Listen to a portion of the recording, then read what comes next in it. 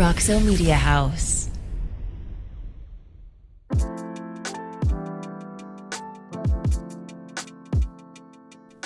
Welcome back to another episode of Talking Frogs. This is episode number 13. And as you can tell, I'm not in the Flying T Studios. I'm not at Roxo Media House. This is a special episode of Talking Frogs where you get to see the full interview that I did with Murphy Brooks. Murphy is a freshman at TCU. He's on the TCU baseball team, and recently he fought for his life, frankly, as he was getting on campus and in Fort Worth for the first time. He found himself not feeling well. He ended up in the hospital and was ultimately diagnosed with Lemierre disease, which is a rare syndrome that affects healthy adolescents.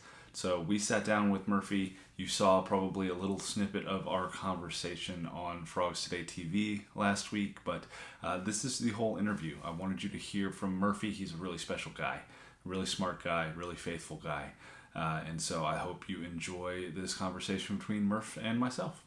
Murph, first question right out of the gate for you is just how are you feeling right now? Right now, I'm getting a little bit better every day. I start back in the weight room, back throwing, back practicing on Monday. So, that's always a good sign if I can go ahead and get back into things a few weeks after I got out of the hospital. So right now I'm feeling great. Awesome. So let's back up a little bit and let's start with you as a high school recruit. You're a top 40 kid in the state of Texas coming out of high school down outside of Houston, and you had quite a few offers, quite a few opportunities to go play ball. Why TCU? What drew you to this place and to this school? So, I committed early, so I committed right before my sophomore year started. And actually I grew up a Sooner. Okay. Whole life, got family in Norman and everything. And, I ended up getting an offer from them. And I was talking to my dad, Dad, I want to do this. I want to, I know the school, I know the campus, I can go see GB, which is my dad's mom. I can go see her on the weekends, and she can always come cook for the team and everything. There you go. And then Coach Sarlos called. Or I guess I called him. He talked to my high school coach. wanted me to give him a phone call. And just quick call. I said, hey, we've got a camp this weekend. We've seen everything we need to see with you. You come up here and come on a campus tour, hang out with some of the guys. We just want to have you on campus. And I was like, you know what? Whatever. I was just gonna stop in Fort Worth on the way to Norman before I went and committed to Oklahoma. So I stopped up here, took a visit, and I told my dad, I said, Dad, I'm not going to be able to say no to this offer. And, long story short, that night, we were at my grandparents' house up in Norman and got an offer, and a few days later committed. But I think the difference maker with TCU was, Coach Sarlos had so much to do with it. He's just a great man, great human being. And I could tell just talking to him for the first 30-minute conversation we had that he cared a lot about me as a person. The campus is beautiful. Mm-hmm. It's everything you could want out of a college. So. Hey, Jenny, give me just scoot this way, just keep a little more. There cool, awesome. Speaking of Los, he has a lot of really good things to say about you. He called you a ringleader. He says that you brighten up the room every time you walk into one, that you're kind of the guy that gets everybody together, gets everybody hanging out, and kind of tries to build that relationship and that team bond with everybody. What does that mean to you to have your head coach speak so highly of you like that? I'm definitely not going to sit here and say, oh, yeah, he's 100% right about everything he's saying. But, having a head coach say that, I guess, invest that much in somebody who's only been here for a month, I want to say it's something I pride myself in. It's the way I was raised. My parents, I'll go out and say they did a great job raising me as a young man.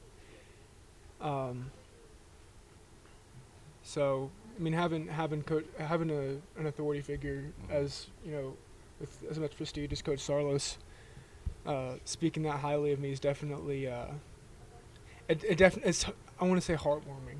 You know, it makes me feel good because I know that's exactly what my parents would want me to do. Feels like it's genuine too. 100%. I mean, I see teams all over the place. I've been part of teams in the past, so it was just a group of 20 guys. Mm-hmm. You know, and here we have twice as many as that, but it still feels like everybody loves everybody.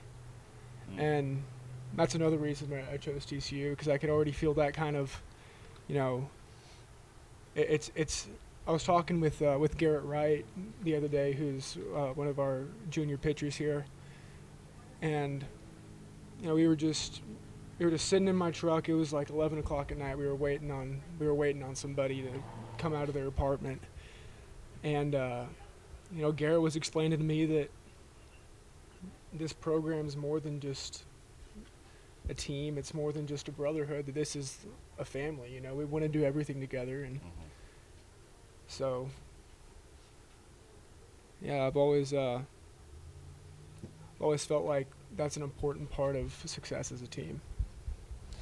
Let's go back to that first weekend when you're traveling from hometown up to Fort Worth, and you started not to feel so great.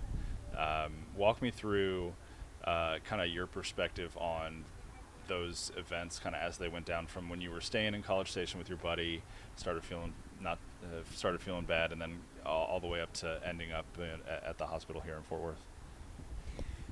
So let's go back a couple days before that. Okay. So it was August 8th. It was a Monday. I woke up. I was going to go work out at like 10 a.m. I woke up. Throat was kind of sore. Wasn't feeling too hot. Maybe minor fever. So, and first thing that came to my mind is COVID. And I was supposed to move into college in 5 days. And so I've run up to our family doctor, get tested for COVID, flu, strep, and mono, and all of them came back negative. So I was like, all right, you know what? It's early stage. I'll go get tested again. It's no big deal. So I started, they gave me a couple prescriptions, and Tuesday, Wednesday, Thursday, I felt completely fine. I mean, went and worked out, you know, hung out with some of my friends, because my fever completely went away. So I didn't feel sick at all. My throat was still a little bit sore, but I wasn't really thinking much about it. And of course, I'd tell my friends, like, hey, I haven't really been feeling great. Like, oh, no big deal, man. We want to see you before you go to school. Sure. So Tuesday, Wednesday, Thursday felt fine. Worked out, hung out, and then Thursday afternoon, I drove up to College Station because, you know, being from the Houston area, you know, my entire high school went to go to either Blinn or to A&M. So I went up there to hang out with some of my buddies, and Thursday, same thing, felt completely fine. Friday morning, I woke up, and it was just, I mean, I didn't get out of bed the whole day. I mean, 102, 103 degree fever, you know, chills, I was nauseous, you know, I could barely stand up. So I called my dad. I said, hey, you know, came back, it's worse. So he drove up from Cypress to College Station, which is about an hour. So he and my mom came up and drove my truck back to Cypress, took me to an urgent care. You know, same thing, COVID, flu, strep, mono, got tested for all of them came back negative. So at that point I was like, okay, you know, I'm not going to jump to something worse. I'm just going to sit here and hope it's just a virus that keeps coming back. So they gave me, same thing, gave me a couple prescriptions, and then went back to my house, took a nap, woke up, felt completely fine. I was talking to my parents, said, you know, I feel like I have to be in Fort Worth. I said, I feel like I have to be there. And you know, they're like, you know, you're an adult. If you feel like you can make that drive to Fort Worth, go for it. And so I packed up my truck, drove here just fine. You know, it's about a 3.5 hour drive. So I drove here, got here at about 10 o'clock Saturday night. Slept through the night Saturday. I was doing just fine. And then Sunday, as the day went on, it just kept getting worse and worse. And so my roommate Justin Hackett, he's a freshman, he's from Iowa. So he drove down on Sunday, and I mean, just kind of to kind of show the. I mean, it was his first day on campus. He was one of the guys who couldn't make it this summer, and just to kind of show the family aspect of TCU. As soon as he got here, he dropped his bags off in our room, and he took me to the ER. As soon as he got here, I mean, didn't even think twice about it. So, I mean, I go there, and well, so this time the reason I went to the ER is because my whole neck had stiffened up. Okay. I couldn't even turn my head. I couldn't lift either of my arms. I couldn't lay down, nothing. And this was over the span of just, probably 8 hours where it stiffened up like that. So we go, have everything checked out. The doctors at this ER were kind of like, I guess you just have like a crick in your neck or something. I don't know. And while I was at the ER, I was there for about 2 hours. My temperature went from normal, about 98.5, to 102. Jeez. And they're like, have you been feeling sick? I said, that's not why I'm here. I said, I'm here because I can't move. So they just gave me, same thing, gave me a couple prescriptions and sent me home. Just like anti-inflammatories, gave me like a little muscle relaxer thing, sent me home. I was just fine. So I slept through the night, Sunday night. Then Monday, went and visited. I went to our sports medicine clinic. It's down under the Schollmeyer. And I went and saw Weedy, our trainer, and Dr. Magoni, who's our team physician. And they ran an IV. I don't even know what they pumped through it. But they ran an IV and said that the way I reacted to it was super unconventional. Like, usually if somebody's feeling sick, they pump this IV, and within 20 minutes after they do it, they're completely fine. And they said that while I was there, that my temperature rose, and I just felt worse while they were pumping through this. Wow. While they were pumping this through me. So they were a little bit iffy on what to do. They ended up sending me back to my dorm and said, hey, if anything goes south tonight, if anything gets worse, you need to get to Harris. You need to get to the hospital. So about 3:00 that afternoon, same thing. I just felt awful. So I called my mom. And I mean, being an 18-year-old kid, I'm not gonna call my mom and be like, hey, I need your help. I said, Mom, something's not right. Like I need you up here right now. And so she came up. Long story short, 3 a.m, started throwing up, called my mom and had her take me to the hospital, and there for 9 days. Had you ever heard of Lemierre Syndrome before? I'd never heard of it. I mean, even some of the nurses at the hospital hadn't heard of it. And so when you're getting that news for the first time and they're starting to I know that you underwent a ton of tests and they were working really hard to figure out what was going on. When they finally had that name for what was going on and they started to explain all of that to you, what was kind of going through your mind at that moment? It was a lot of mixed emotions. I felt relieved that they finally found out what was wrong with me, like what the disease actually was. But as they were explaining it to me, the whole, roughly 1,200 people a year in the U.S. get it. Hearing that news is like, ooh, it's almost like cool, I'm part of a population of people that there's only 1,200 people in the U.S. that get it a year, But as they were explaining it, saying, it's caused by this bacteria, it went rogue, spread through your whole body. They were like, you better, put your big boy pants on, buckle up, because you're in for a fight. So hearing that was tough, but I'm not just gonna lay down. You're gonna fight it. 100%. Yeah. So you mentioned a couple times now just the family atmosphere, not only with the baseball program, but with the entire university here at TCU. I know your family started an Instagram account while you were fighting really hard in the hospital, and that gained a pretty good following. You were getting, messages from folks, prayers, and teammates, and Sarlos and everybody were stopping by. When you kind of recognized the level of support that you were getting, what did that mean to you while you were there battling Lemierre? Well, it made me realize that the decision I made was the right decision. Coach Sarlos came 3 or 4 times. I mean, I don't remember half the people that came and visited me. I mean, I was in such a trance that, I'll have people come up and say hi to me, be like, "Oh, it's so good to see you out of the hospital. You look so much better than last time." I'm like, I have no idea who this person is. It happens probably 2 or 3 times a week. Okay. But Coach Sarlos, I remember him coming at least 3 or 4 times. And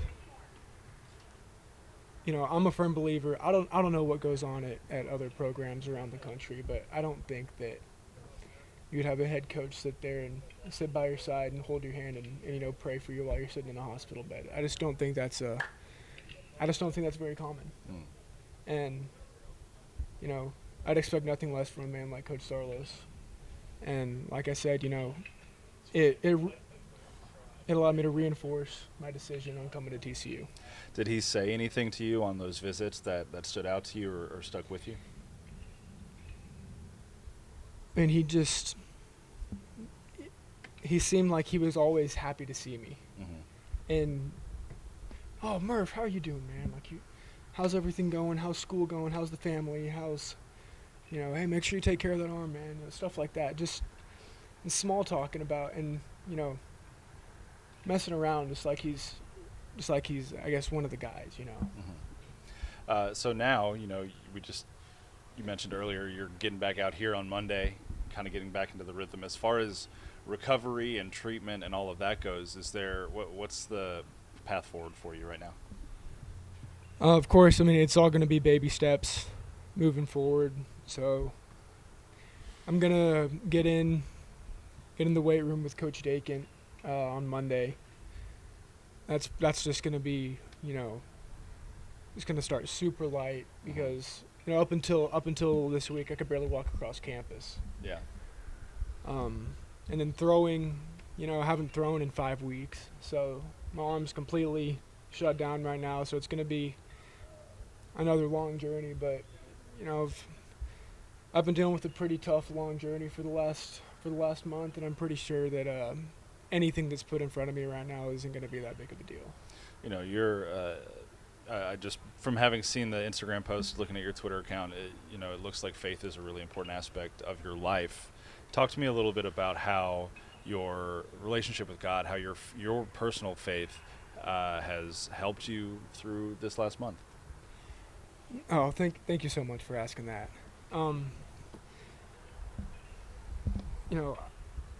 I've been involved in the church for as long as I can remember. The church that I went to back home is Second Baptist Church in Cyprus. Big, amazing community. We had people drive up from Houston from our church to come hold my hand and pray for me while I was up there. And so my favorite Bible verse is Joshua 1:9. It says, here. My dear brothers and sisters, do not be afraid, do not be discouraged, for the Lord your God is with you wherever you go. And that was just, on repeat in my head. Yeah. Sitting there, I could feel myself weakening as I was laying in the hospital bed. I knew that I could barely breathe. I remember just closing my eyes and saying, "Lord, you tell me countless times throughout the good book that you're right by my side, that do not be afraid. So, Lord, I'm not afraid. I'm putting this all in your hands." And look where we are now. So I'm also a firm believer that if I wasn't a man of faith, and if that wasn't such an important thing, an important part of my life, that I don't know if I'd be sitting here doing this interview right now. So I don't know if I'd even be at TCU. So we actually started. I'm glad we have Mitchell Traver here now, who's a new part of our FCA, new leader, and he played baseball here at TCU, and we actually had our first Bible study yesterday, and I see it as an opportunity to spread the word around the whole team to some of the guys who may not know the Lord, who may not understand it as well as guys like me or Mitchell or something like Jack Strager, of course. He's if you ever get a chance to talk to Jax, he's stand-up guy. All right. So, yeah, I mean, so many prayers. So I'm gonna tell a little quick story. So, a family friend of ours, her name's Melissa Garza. She's a graduate student in the sports psychology program at University of North Texas. I played travel ball with her two younger brothers. Okay. And she came over to the hospital while I was in there. And, I mean, she prayed the most powerful, compelling, holding my hand, and, we heard people down the hallway were saying that they could hear her praying. Mm-hmm. I mean, just holding my hand, Lord, get the devil out of this boy's body. He has so much room to do so many great things, and he's done so many great things in your name.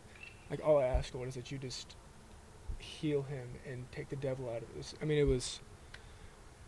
I have goosebumps right now thinking about that specific prayer, and that was the turning point.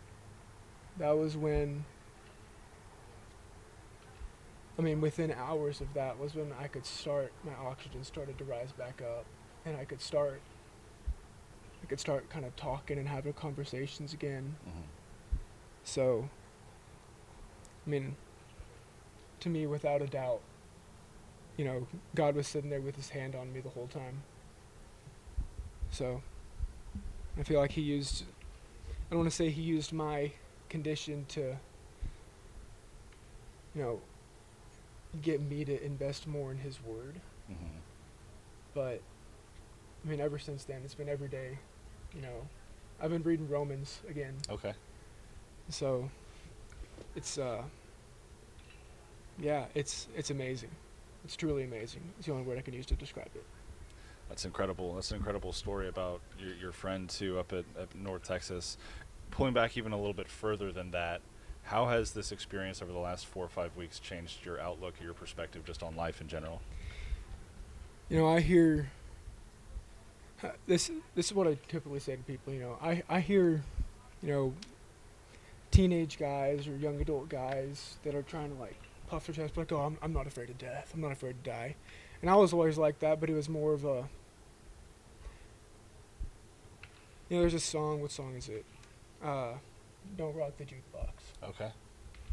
Yeah. Or no. It's not Don't Rock the Jukebox. Couldn't tell you. But it says, not afraid of dying, just the thought of being dead. Okay. And that was kind of how I always thought about it. And I was like, I'm not really afraid to die, It's just... Well, until I was. Sitting there in a hospital bed, literally on the brink of death. Doctors saying that they don't know how much longer I'm going to make it, if I'm even going to make it, through the night, It completely... it's tough to hear. And it's something that'll stick with me for the rest of my life. Don't ever take the little things for granted. Don't ever take waking up in the morning for granted. But I say, if you've got a fever, you've got a cough, you're not feeling good, almost consider it a blessing that your body can recognize what's wrong with you. And people know what's wrong with you. So it's changed a lot of things in my life. It changed how I view all the other guys here. I loved all of them. TCU specifically recruits, the people that are here because they recruit them based off their character over their ability to play baseball. But hearing that, my roommate couldn't sleep at night, and our suite mates would go and they'd pray together at 3 a.m. because one of them would go to the bathroom and everybody would walk in because they couldn't sleep, because they were just sit there worried about their boy who was in the hospital. So, hearing that, it's special. and it completely changed how I view all these guys. It really bolstered that, the family mindset, that these guys are my family, because my mom didn't sleep at night. Neither did the 3 brothers that were in my room praying. So. Well, man, I can't express enough how happy we all are. I know I speak for all the folks at Frogs Today and at Roxo that we're just so excited for you to be on the healing path. We've been praying really hard for you. We'll continue to pray for you and for your family and for all the guys out here. Thank you guys so much for that. And we're just really excited to see you be a part of this family and be healthy and whole and move forward into the life that God has called for you, For sure. Absolutely, man. I appreciate your time. Thank you for this interview. It's been a really great opportunity just to get to know you, and I'm sure we'll get to know each other even better throughout your career here. Sure. Man. Thank you so much, guys. Awesome. Thanks, Murphy. Thanks again for watching that episode of Talking Frogs. Really do appreciate all of you that have been faithful listeners to this point. We're only growing. We're only getting bigger and better. And if you would, please leave a like and a subscribe and a comment and a rating and a review wherever you're watching or listening to this podcast. It really does help us out as we continue to grow and reach more Frog fans, spread the good news about TCU athletics. Folks, thank you so much. I am Jamie Plunkett. This has been another episode of Talking Frogs. We'll see you next time, and go Frogs.